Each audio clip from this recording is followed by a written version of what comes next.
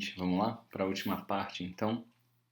Espero que vocês tenham gostado aí do documentário, né, e tenha passado uma ideia, pelo menos introdutória, do que é Tecoá, né?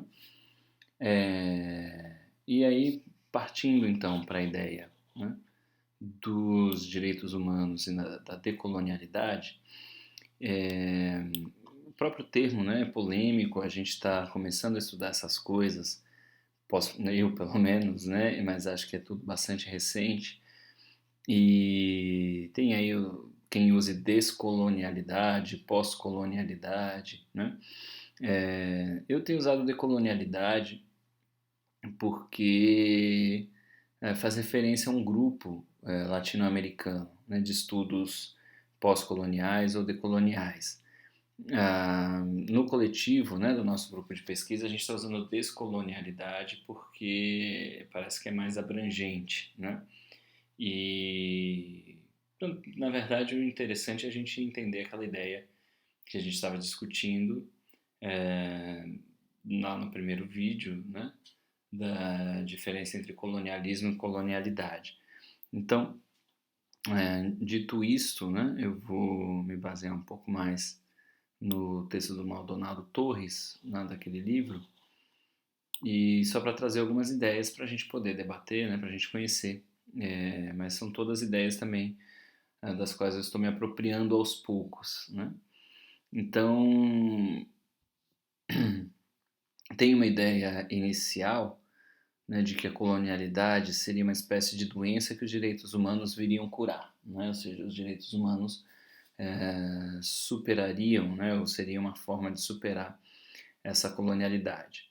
O cuidado que a gente precisa ter nesse sentido é o de que o humanismo, né, em geral, não é exatamente um humanismo, mas ele é desumanizante e marcadamente eurocêntrico, né? Então, aquela ideia que a gente fala sobre a desumanização, né, que daria origem à Declaração de 1948, não faz referência só ao nazismo e ao fascismo, mas também ao humanismo desumanizante.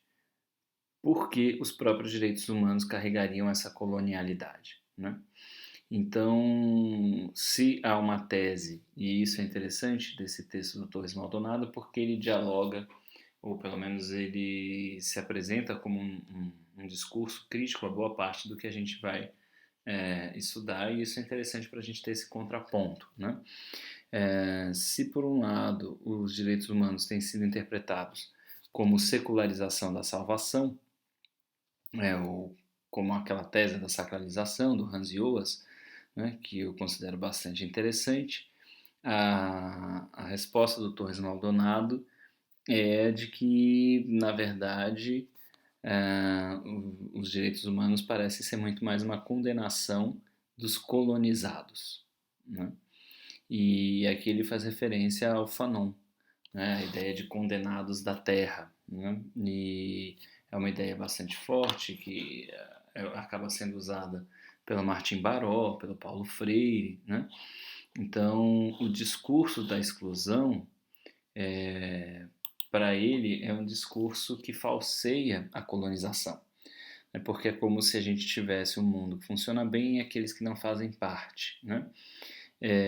Mas na verdade a gente faz parte como colonizados e então condenados a uma condição de subalternidade, a uma condição de exploração que o discurso da exclusão acaba ocultando, né? Então a ideia é não pensar na salvação, mas na condenação, né? Esse jogo de palavras que é interessante para pensar nos países empobrecidos pelo sistema colonial. Então, quando ele traz essas ideias, ele traz também a noção de que descolonialidade é uma luta, né? Então é esse lutar constante. Tem um parceiro dele que é o Grossfogel, que esse eu tenho quase certeza que é costarriquenho e acho que trabalha na Costa Rica, que traz algumas ideias interessantes sobre o processo de descolonização, né? Falando da necessidade da escrita descolonial ou decolonial, falando sobre o processo estético, né, que não basta ser só intelectual, mas precisa nos pegar por outras vias, e a gente vai ver ele falando de empatia já já, né? Eu acho que essa é uma discussão interessante para a gente, nesse contexto aqui da disciplina, e militante, né? Então, a ideia é que a gente escreva sobre, a ideia é que a gente tenha manifestações artísticas, estéticas de uma forma geral, e que a gente tenha militância, né? Que a gente discuta isso em espaços públicos, que a gente consiga contagiar as pessoas com esse discurso descolonial, né? Ou decolonial. Então, é uma luta ético-política, né? É uma luta epistêmica e uma luta simbólica, que pretende criar uma realidade de interrelações humanas, né? Ou seja, que pretende superar esse monólogo eurocêntrico, que pretende trazer essa ideia de uma forma mais ampla, né? De uma forma mais contundente. Bom, é interessante porque a gente teria aqui ele não faz esse diálogo explícito, né? Sou eu que estou inferindo algumas dessas coisas. Né? Eu acho que ele discute de passagem, eu não sei se os alvos são o Agamben e o Honneth, né? Ou o Ioas, não tenho clareza sobre isso, né? Precisaria conhecer mais da obra do Maldonado Torres, mas ele praticamente vai trazer uma outra visão daquilo que o Agamben trouxe, que é bastante importante. A primeira coisa foi ele afirmar que o fascismo introduz, né, ou introduziu e desenvolveu ideias e práticas da zona de condenação na zona de salvação moderna. Aqui ele faz um paralelo com a questão do Fanon, da zona do ser e da zona do não ser, né? E ele traz uma ideia de que o fascismo, então, o que chamou a atenção não foi o fato de o fascismo massacrar milhões de pessoas, porque isso a colonização sempre fez. A questão é que o nazismo levou a colonização para o primeiro mundo, né? A questão é que o nazismo levou essa zona de condenação para a zona de salvação, né? Para o discurso central do humanismo moderno. Tá? Então, ele vai dizer que um sintoma disso é que na Europa se fala muito dos campos de extermínio, né, dos campos de concentração, mas não se fala da colonização. E é aqui que eu acho que não sei se o alvo é o Agamben, mas caberia, né, a gente pensar nisso, tal como o Agamben criticou lá Hannah Arendt e o Foucault, né, por terem falado sobre a questão da dominação, né, sem terem falado diretamente, né, da dominação dos corpos, sem terem falado do nazismo, ou pelo menos a Hannah Arendt não ter juntado, né, a condição humana com os estudos sobre o totalitarismo. Aqui ele está dizendo que a Europa, de uma forma geral, fala dos campos de extermínio, né? Mas quando vai se discutir colonização, isso não entra no campo da filosofia central, no campo da filosofia do direito, no campo da filosofia política. Isso vai para os estudos pós-coloniais. Né? É como a gente pensar na nossa academia, que tem as áreas mais marginais, que pouca gente trabalha com aquilo, que não é tão valorizado, e isso seria o campo dos estudos pós-coloniais. Né?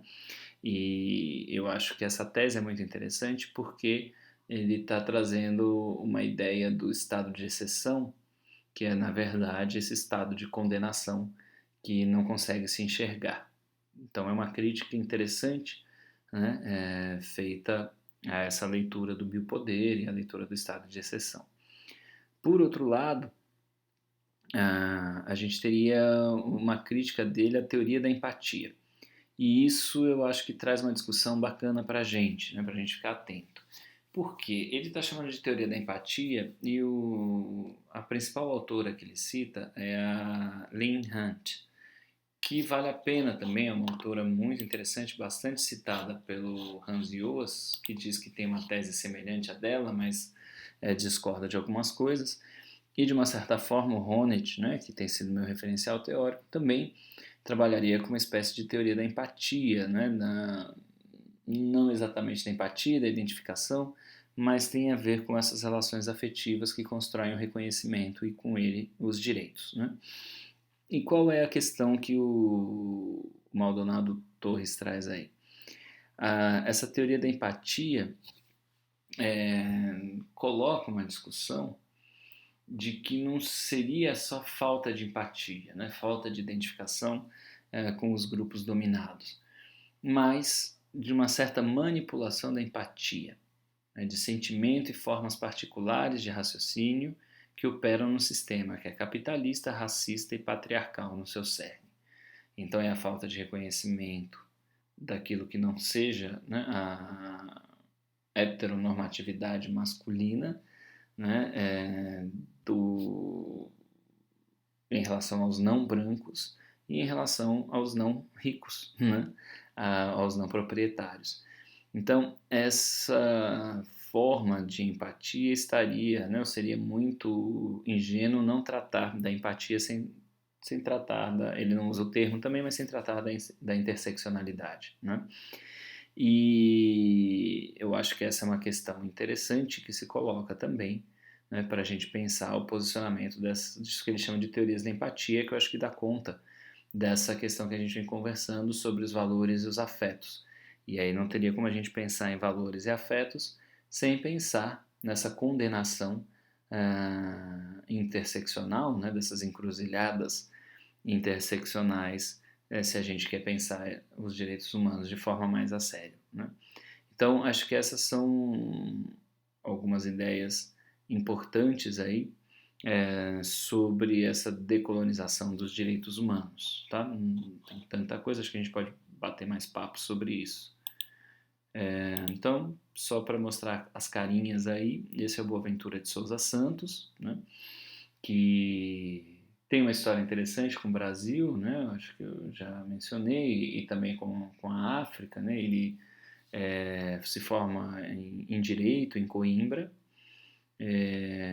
depois vai estudar um pouco na Alemanha, depois ele vai estudar nos Estados Unidos, e nos estudos dos Estados Unidos ele resolve fazer uma pesquisa empírica, sociológica, nas favelas do Rio de Janeiro, e isso muda a vida dele, né?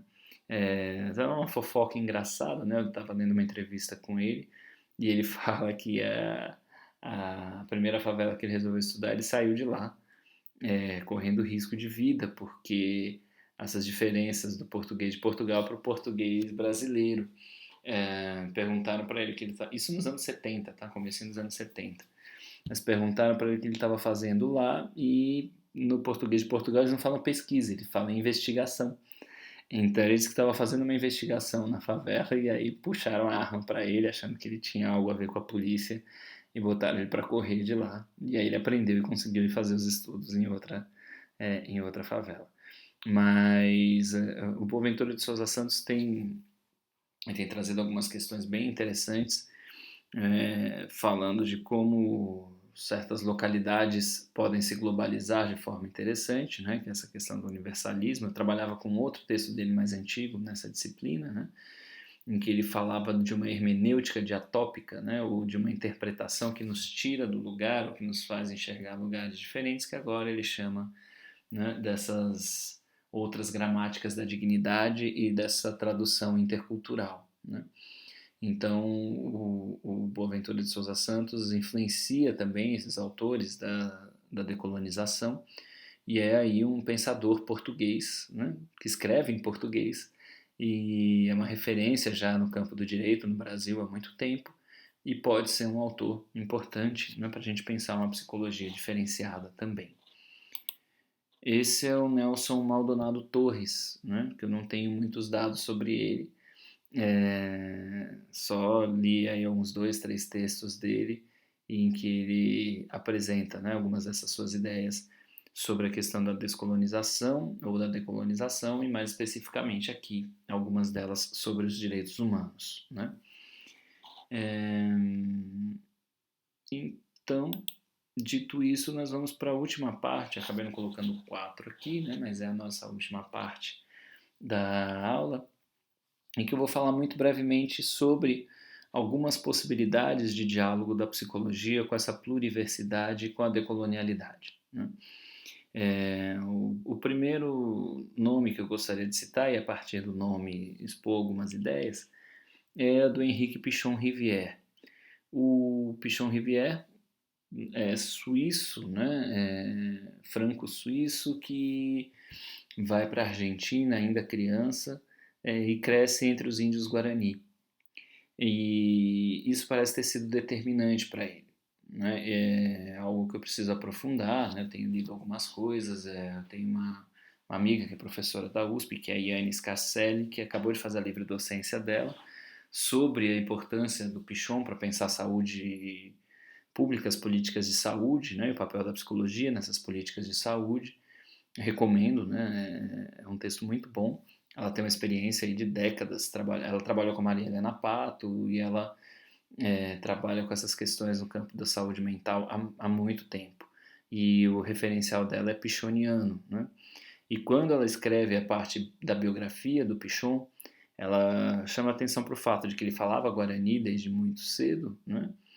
E, e que ele assume que a forma Guarani de pensar a comunidade e as relações foi muito influente para ele pensar a sua teoria dos grupos operativos. Então, o Pichon-Rivière é bastante conhecido por conta da teoria de grupos. E ele é um psicanalista, né? Um psicanalista médico, psiquiatra e psicanalista que desenvolve um pensamento próprio ali pelos anos 40, 50. Ele ia muito à França, em contato com surrealistas, com intelectuais franceses, inclusive com Lacan, e o qual ele considera bastante idealista, né?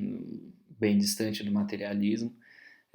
O Pichon é marxista, o Pichon se aproxima mais da psicanálise das relações objetais, né? Então, do George Herbert Mead, né, que é um autor importante para o Honneth, para pensar o reconhecimento, como a gente vai ver. Então, o Pichon me parece um autor muito importante para a gente pensar algumas coisas. Tá? No Brasil, por exemplo, uma cartilha montada sobre os cuidados de saúde com a população em situação de rua foi feita por um grupo pichoniano, depois de muitos grupos com as pessoas em população de rua para a construção dessa cartilha. Né? Tem uma ideia do inconsciente grupal, a teoria do porta-voz. Então, é um autor bastante interessante que, para quem se lembrar, o Martin Baró, no texto Para uma Psicologia de Libertação, menciona o Pichon como alguém que traz uma contribuição importante para a psicologia dos povos latino-americanos, mas lamento o fato do Pichon ser conhecido só na Argentina. E o Pichon ficou bastante conhecido no Brasil nos anos 80, 90, né? Não é uma teoria tão forte e hegemônica, mas o Pichon e seus discípulos, né, José Bleher, o Rodolfo Boroslavski, tiveram uma influência importante em algumas áreas da psicologia brasileira. Então, talvez valha a pena, né, a gente pensar principalmente na teoria do vínculo, e o Pichon substitui, né, o conceito de libido pelo conceito de vínculo e pensa nas patologias do vínculo, ou seja, a teoria psicanalítica dele é toda intersubjetiva e interpretando relações, né?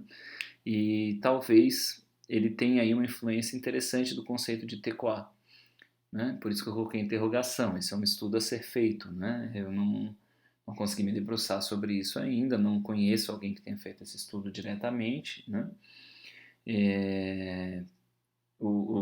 Conversei um pouco sobre isso com o professor Danilo, também da Universidade de São Paulo, que é especialista em estudos indígenas. Ele tem um contato muito grande com os Guarani de São Paulo, ele fala Guarani, né? E tem sido uma das pessoas que mais produz nesse campo, né? E a gente teve uma conversa no congresso, mas a gente não retomou, né? Não sei se ele tem estudado isso, se ele chegou a dar uma olhada nisso aí no Pichon, mas é algo que eu acho que vale a pena, né? Inclusive, quando a Amy Allen, que eu comentei em algum momento, fala da descolonização, da teoria crítica, ela propõe uma volta a Melanie Klein, e eu tenho pensado que talvez fosse interessante uma volta ao Pichon, né? Porque é um kleiniano que já pensa de uma forma social, ele mais para o final da vida não se definia mais como psicanalista, e sim como um psicólogo social, e pensa a partir da América Latina, né? Então, a Amy Allen faz a crítica, né, a essa colonização, mas quando ela, na teoria crítica, mas quando ela vai pensar a psicanálise, ela segue eurocêntrica, né, quando a gente tem gente bacana por aqui produzindo coisas importantes. Então, né, só uma ideia, né, daqui a pouco eu mostro a carinha do Pichon para vocês, mas acho que seria interessante a gente poder trabalhar com algumas dessas ideias. Um outro nome que me parece importante é o da Virginia Bicudo, né? Virginia Leone Bicudo, que é uma mulher negra brasileira, uma das primeiras mulheres negras a entrar na universidade, a se formar primeiro em ciências sociais e depois psicanalista, participando diretamente da fundação da Escola Brasileira de Psicanálise, né? E pensando o racismo na sua tese de doutorado, se eu não me engano. A gente fez um evento, né? A gente é o nosso grupo de pesquisa, Psicologia e Teoria Crítica, e uma das nossas convidadas que veio falar sobre decolonização chamou muita atenção para a obra da Virginia Bicudo, que eu vou ser bem sincero, não conheço, né? E justamente assumindo isso, né? Que é algo do nosso racismo institucional, em que a gente consegue se formar sem nunca ter lido uma psicanalista negra brasileira. Talvez a gente tenha lido a Cida Bento, né? Alguns de vocês não sei se chegaram a fazer a disciplina em que eu passei texto dela, mas é muito difícil se outros professores, né, e professoras passam textos dessas autoras, mas é difícil, né, a gente ter contato. E é interessante porque ela pensa a psicanálise e racismo no Brasil já muito cedo, né, e infelizmente a gente conhece pouco e acho que é uma proposta aí também para a gente conversar sobre, né. Outro autor absurdamente importante nos estudos pós-coloniais, decoloniais e todo mundo que discute colonização é um psiquiatra negro, né, da Martinica, então da América Latina, que fala francês, que é o Frantz Fanon. O Fanon tem sido muito falado, mas talvez nem tão estudado assim, né?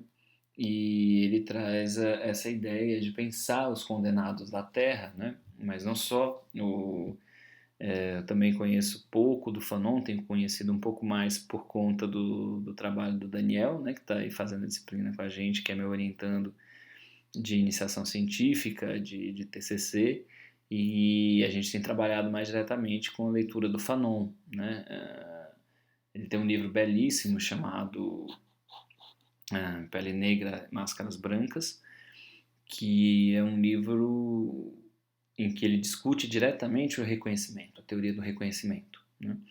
Muito a partir de uma leitura de Hegel feita na França, a gente vai ter um contraponto, né, com o Honneth, e é justamente o que o Daniel tem estudado, né? Essas possíveis aproximações e distanciamentos entre o Fanon e o Honneth. O Honneth cita o Fanon, né? A gente pode falar sobre isso mais adiante, né? Mas o Fanon pensa aí muito numa abordagem social da alienação, da loucura, né? Do sofrimento psíquico e mostra o quanto a colonização é forte nisso e como essa colonização nos constitui, né? E o Fanon, além de psiquiatra, foi extremamente militante das lutas de independência, principalmente na Argélia, né? Da Martinica para a França, da França para a África, e na África ele esteve diretamente envolvido com as lutas pela independência, né? Então, um autor muito importante, influenciou muito Paulo Freire e praticamente todo mundo que fala sobre decolonização, né? E um leitor bastante crítico da psicanálise, né? Mas usa a psicanálise como referencial, né? Então, e tem uma experiência direta de psiquiatria muito interessante. Tem sido lançadas algumas coisas dele no Brasil mais recentemente, algumas traduções atualizadas, alguns livros que a gente não tinha traduzidos, e os estudos sobre o Fanon acho que têm crescido e vale muito a pena a gente conhecer. Algumas feministas fazem críticas a ele, acho que vale a pena a gente se deparar com essas questões, né? A gente saber delas e saber que vivendo num estado de maioria negra, vale muito a pena a gente entender como o povo, né, negro tem contribuído de forma tão profunda e com uma contribuição de altíssimo nível, né, para a gente poder pensar coisas que a nossa academia branca não pensará tão cedo. Outra autora importante, né, de novo falando aí do feminismo negro e também brasileira, a Lélia Gonzalez, né, nascida em 1935, morreu em 1994, se não me engano ela é carioca, né, e muito mais voltada para as questões sociais, fundadora do movimento negro unificado no Brasil, e ficou muito mais conhecida ainda, né? Ela se envolveu com a questão dos Panteras Negras, né?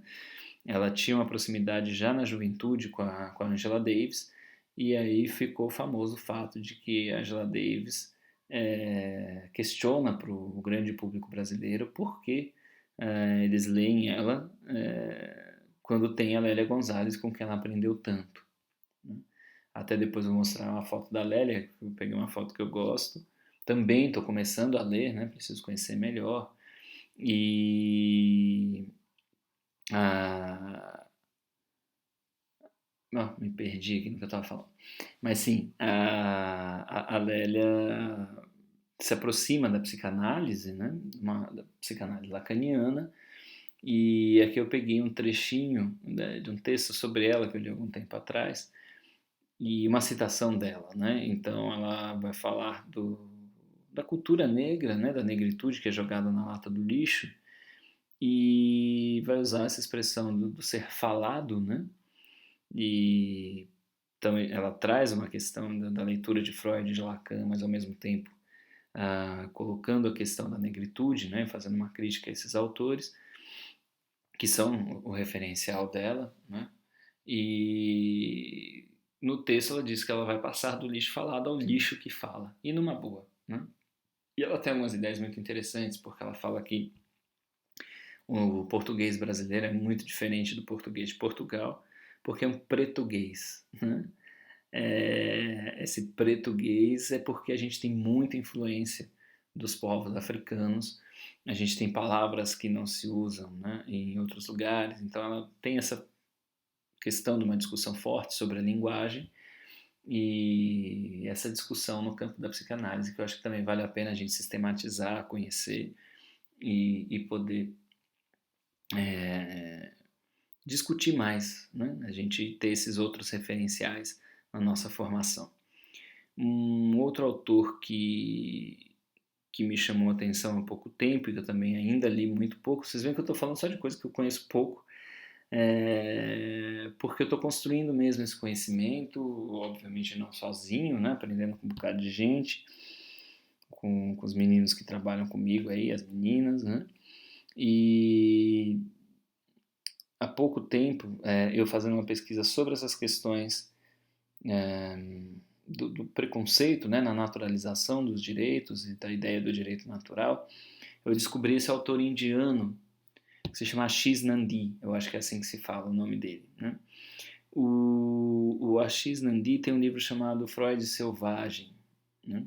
A gente não tem em português, acho que o único livro dele em português é o A Imaginação Emancipatória, que foi lançado recentemente. Eu estou incluindo Desafios do Século XXI, o subtítulo, né? A nossa edição é de 2015, mas eu descobri ano passado a existência desse livro também.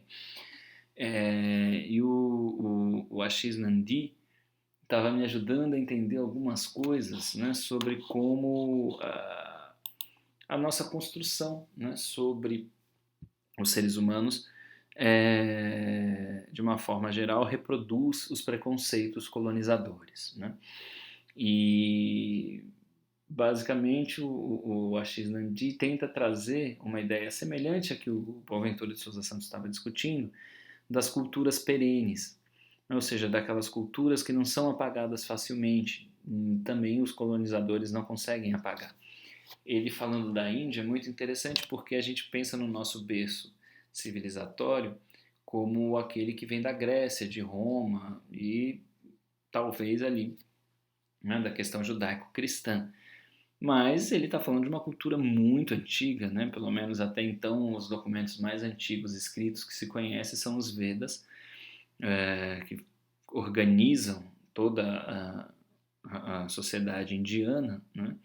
Há milhares de anos, e também essas culturas permanecem como imagens emancipatórias, como imagens não colonizadas, né? Então essa ideia da imaginação emancipatória me parece muito interessante. O Ashish Nandi é um leitor também da Escola de Frankfurt, o que tem me interessado um bocado para ver como é que eles são lidos na Índia, né? Ele é um leitor da Jessica Benjamin, que eu falei que foi quem influenciou diretamente a teoria do reconhecimento do Honneth, né? E o Ashish Nandi também lê muitas coisas, obviamente, pós-coloniais, né? Tem bases semelhantes às do Fanon, né? Então, isso é bastante interessante para a gente poder pensar algumas coisas aí. Inclusive, aproveitando essa fala do Nandi, eu tinha ficado de chamar atenção para isso, né? Que é a ideia que esses autores vão trazendo de que aquela oposição da cosmovisão liberal, né? Que vê a natureza humana como guerra de todos contra todos, como muito voltada para uma natureza que difere da civilização, da cultura, da sociedade, é muito ocidental e muito nesse sentido cartesiano mesmo, né, de separação das substâncias. E é impossível a gente pensar em como essa racionalidade se construiu, se a gente pensar a partir de um referencial mais marxista, né, que pensa em como a existência determina o nosso pensamento, a gente vai acompanhar como essa racionalidade surge, né, ali pelo século XVII, e aí se a gente parar para pensar, desde o século XV, na verdade, XV e XVI, começa a colonização, né? Então, essas visões dos selvagens, né, desses não humanos ou desses sub-humanos, está totalmente vinculado ao imaginário europeu do que seria o homem em estado de natureza, né, e traduz muito mais a violência da colonização num pensamento que se propõe neutro do que a realidade, né, do que como são efetivamente essas pessoas e a natureza humana. Então, estou falando isso no Ashish Nandi, mas a gente poderia falar disso com outros autores que vieram antes, né? O Ashish Nandi fala diretamente de como a infância é colonizada na nossa cultura e como ele vai trazendo referências de como os colonizadores da Índia, por exemplo, e da África, consideram os povos, né, nativos desses lugares como infantis, como crianças. E aí a gente para pensar nas nossas noções de inconsciente, né, nas nossas noções desse infantilismo, né, enquanto a infância também pode ser vista justamente como uma oportunidade de um mundo diferente. E essa ideia que o Ashish traz também é uma ideia do Walter Benjamin, né, que tem textos e mais textos sobre a infância. Isso tem sido bastante estudado nos estudos sobre a infância, na sociologia da infância, que fazem críticas ferrenhas à psicologia do desenvolvimento, que tomam o adulto como referência do desenvolvimento infantil e, portanto, não vê a criança por si, né, como uma cultura própria, mas vê a infância como um estado de incompletude para chegar na vida adulta, né? O Ashish Nandi faz essas críticas e faz essas críticas também a uma forma de ver da colonização, e a gente vai vendo como tudo está imbricado e talvez até os conceitos mais simples que a gente usa na teoria inocente, né, do desenvolvimento reproduz ideias coloniais em colonização com grupos mais frágeis e com grupos que podem representar uma revolta ou uma outra forma de ser, né? Então, isso tem me chamado a atenção, acho muito interessante como esses argumentos são construídos. A gente precisa ver o quanto isso se sustenta ou não, mas eu acho que esse é um campo belíssimo de estudos para a gente na psicologia. Né? Minha pesquisa atual é justamente sobre a criatividade ética, né, das crianças e como elas podem apresentar talvez relações de reconhecimento que depois a gente perde. E a gente vai falar um pouco mais sobre isso mais adiante, tá bom? Falei um bocado aqui, não só sobre a X-Nandi, né, mas outras ideias. Vamos lá. O bom e velho Inácio Martim Baró, né, que muitos de vocês já devem ter lido alguma coisa ou já ouviram falar. Para quem não ouviu falar, vale muito a pena. E é o autor que propõe a psicologia da libertação na América Latina. Tá? O Baró fala que uma psicologia da libertação passa claramente por uma libertação da psicologia, porque a nossa psicologia fala muito pouco sobre a realidade dos povos latino-americanos por ser colonizada, justamente. A tese do Baró não é a de que a psicologia tem pouca contribuição por ser uma ciência jovem, mas sim por ser uma ciência colonizada, dado que a gente fica discutindo teorias europeias e estadunidenses e o problema real, o problema das pessoas reais na nossa frente não é considerado pela ciência psicológica na América Latina. O Baró, como vocês viram, morreu em 1989, né? Então ele estava discutindo isso nos anos 80, há 40 anos atrás, né? E não é uma invenção, a gente não está falando disso agora porque está na moda, né? O Baró já falava disso há muito tempo e chama a nossa atenção para essas questões e para a construção de uma psicologia envolvida diretamente com a possibilidade de reconstrução da memória dos povos latino-americanos, de não pensá-los a partir dos preconceitos europeus que vão patologizá-los, que vão reduzi-los a um estado mesmo de menor desenvolvimento psíquico. Então, o Baró já fazia essa denúncia e propunha um trabalho, né, de uma psicologia diferenciada, que partisse mesmo de uma construção com os povos latino-americanos. Né? E acho que quando ele fala da psicologia da libertação e faz essa referência aos oprimidos, né, aos condenados da terra, hoje a gente pode pensar em que boa parte dessas pessoas mais oprimidas produzem conhecimento, estão na academia e que são aí as mulheres negras chamando a nossa atenção para as questões de gênero, para as questões de classe, para as questões de raça. Né? Um outro nome interessante é a Maritza Monteiro, que é uma venezuelana. O Inácio Martim Baró é de El Salvador, né? Na verdade ele é um espanhol que vai viver em El Salvador e pensa tudo a partir da América Central, ali eu proponho essa questão da gente produzir a partir dos nossos contextos. A Maritza Monteiro é venezuelana e um dos grandes nomes da psicologia política e da psicologia comunitária latino-americana, e que vem produzindo conhecimento direto com as comunidades latino-americanas, principalmente da Venezuela, há um bom tempo. Né? Ela é uma das herdeiras do Martim Baró. Né?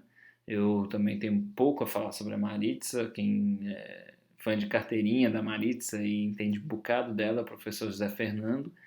Então, quem quiser também procura ele para conversar sobre a Maritza Monteiro. Acho que ele vai ter todo o prazer em conversar e falar sobre ela. Inclusive, se vocês botarem no Google Maritza Monteiro, a primeira coisa que aparece na lista é um artigo do José Fernando sobre ela. Né?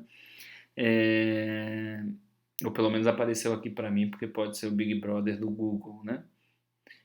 Mas isso é interessante, porque mostra uma psicóloga latino-americana produzindo conhecimento sobre as comunidades latino-americanas já há um bom tempo.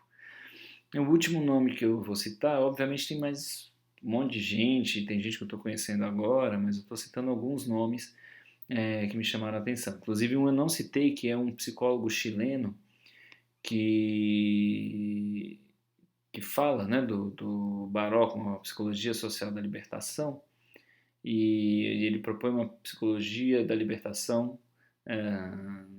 da sociedade e colocando que o projeto do Baró é importante, mas o Baró não concretizou esse conhecimento que parte do povo. E eles têm feito um trabalho nesse sentido no Chile, e eu tive a oportunidade de ouvir esse autor, que me escapa o nome agora, eu não encontrei aqui nas minhas anotações, num evento do grupo de estudos, tem um grupo nacional de estudos Martin Baró, do qual eu tenho feito parte, né? E foi feito um evento o ano passado e ele falou e foi muito interessante. A outra fala foi do Edgar Barreiro Cuellar, que eu já vou falar já já dele, que é colombiano, mas a gente teve a oportunidade, né, de ter um momento coletivo dos grupos de pesquisa que têm estudado Baró, e o nosso grupinho aqui da UFES esteve lá, né? Falei por uns 10 minutos apresentando os trabalhos que a gente tem feito, depois a gente fez um debate, né? E o Edgar Barreiro estava por lá. E o Edgar é colombiano, ele é um dos organizadores da Cátedra Libre Martín Baró. Então, se vocês digitarem no Google, eu acho que vale muito a pena. A Cátedra Libre é uma universidade livre, cujo nome, o patrono, é Martim Baró. Então, eles pensam a psicologia da libertação o tempo todo. E o Edgar é um cara bastante interessante, né, que está à frente desse movimento na Colômbia. E eles têm muita coisa no site, muita coisa gratuita. Os livros do Edgar Barreiro você baixa gratuitos, muita coisa do Martim Baró está lá também, né? Tem um arquivo Martim Baró também na biblioteca virtual da Universidade Centro-Americana, que vale muito a pena. Então, é muito legal porque essa galera toda está tentando divulgar o trabalho e a gente consegue acessar essas coisas hoje. Basta ter um pouquinho de paciência para ler em espanhol, que não é tão difícil, mas vale a pena. E o Edgar Barreiro me surpreendeu com a fala dele. Eu conheci ele alguns anos atrás num evento da Associação Brasileira de Ensino de Psicologia, a ABEP, e ele foi um dos palestrantes, e aí eu tive a oportunidade de conversar um pouco com ele, apesar de ele não entender nada de português, isso era engraçado. E ele pedia desculpas, né, por trabalhar com essa questão decolonial e não saber português, né, que é tão importante para a gente na América Latina. Então a gente levou muito tempo para conversar pouca coisa. Mas nessa última fala dele, ele falou do livro novo, e eu dei uma passeada rápida também pelo livro novo dele, em que ele propõe rituais de reflexividade na clínica psicopolítica, né? Então dá para vocês baixarem esse livro lá na Cátedra Livre. E o que é interessante, ele começa a falar ele tenta dar um passo além do Martim Baró também, né? A história do Martim Baró morreu em 89, a gente tem muita produção de lá para cá, e ele tem feito trabalhos muito importantes em comunidades colombianas, e a partir das experiências psicológicas ali, ele propõe esses rituais de reflexividade, e ele propõe pensar algumas dimensões que, em geral, a psicologia deixa de fora, como a dimensão mágica e a dimensão espiritual, né? Não que a psicologia assuma essa postura, mas é extremamente importante a gente entender que o conhecimento das pessoas, né, que essas cosmovisões latino-americanas são extremamente importantes nessa reconstrução das identidades, nessa reconstrução de uma luta de resistência e, portanto, de uma busca de bem-estar, né? Então, acho que a gente tem uma lista de autores aí para quem quiser escrever ensaios sobre isso, para quem quiser conhecer, para a gente sair um pouquinho dos lugares comuns da psicologia de uma forma geral e também brasileira, né? A gente efetivamente construindo uma psicologia brasileira e latino-americana a partir desses autores e autoras que acho que trazem contribuições importantes. Isso estou falando aqui é uma crítica da academia brasileira, mas é uma autocrítica porque eu sou um representante dessa academia que também acaba quase sempre falando das mesmas coisas e conhece muito pouco, né, dessa psicologia produzida em outros lugares que não sejam Europa e Estados Unidos, né? E para terminar, recomendar, aqui não vai ter fotinho nem nada, esses outros eu vou mostrar a carinha deles para vocês, mas um grupo muito interessante, um grupo novo do curso de Psicologia da Universidade de Brasília, que é o Psicologia e Ladinidades. Digitem isso no YouTube, que vocês vão ver um evento que eles organizaram, um evento virtual do ano passado, muito bom, de memória da psicologia crítica brasileira, E aí tem episódios sobre o Dante Moreira Leite, tem sobre o Martim Baró, e tem sobre a Virgínia Bicudo, né? E tem outro que agora eu não me lembro qual é. Mas vale muito, muito a pena, né? Eu acho que é uma galera que está caminhando, ladinidade, inclusive é um termo da Lélia Gonzalez, né? Se eu não me engano, e, e vale muito a pena, né? Assim, é um pessoal novo, com uma produção bacana, compartilhando essa produção, e acho que vale a pena a gente dialogar com eles. E o último grupo que eu vou divulgar é o Psicologia e Teoria Crítica, que a gente chama carinhosamente de Feira Furt, com essa ideia, né, de, a partir da Escola de Frankfurt e das críticas da Escola de Frankfurt, a gente construir um conhecimento em Feira de Santana, né? Então, é o nosso grupo da UFES, cadastrado no CNPq, eu que estou coordenando no momento, é, mas tem aí uma galerinha participando, né? Quem mais quiser, a gente tem feito alguns eventos, nosso colóquio, o nosso primeiro colóquio, a gente chamou professores de história, né, para a gente discutir diagnóstico histórico e político.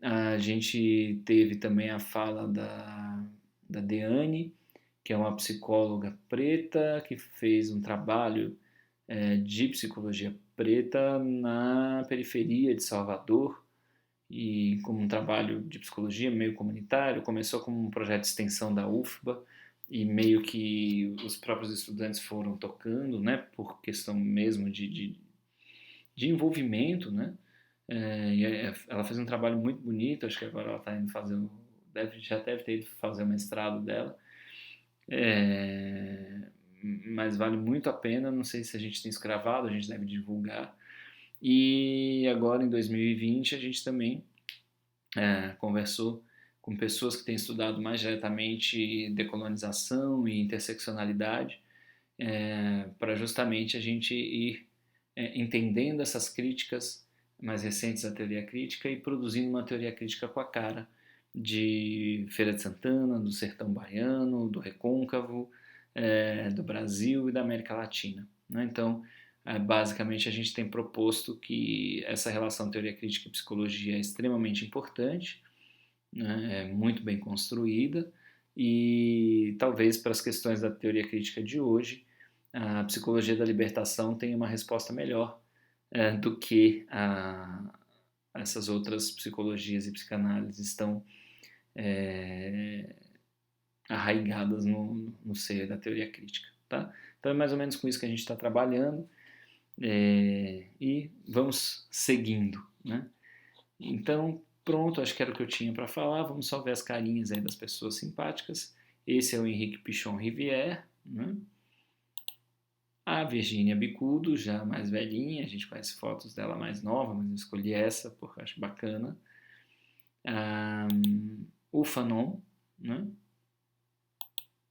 A Lélia Gonzalez, eu ia botar a foto dela com a Angela Davis, mas achei demais a Angela Davis aparecer de novo. A Lélia Gonzalez vale por ela mesma, e eu achei muito bacana, essa foto tá bem divertida, né? O Ashish Nandi, que é o indiano, né? Eu falei para vocês. O Martim Baró, com a carinha simpática aí, né? A Maritza Monteiro, a venezuelana, né, da psicologia comunitária e psicologia política, e o Edgar Barreiro Cuellar, né, que eu falei para vocês. Então, acho que é isso, gente. Por hoje. Ops, desapareci. Acho que é isso. Terminamos com a imagem dele aqui. E conversamos então mais na sexta-feira. Espero que a gente possa dialogar mais aí, trabalhar com as nossas ideias.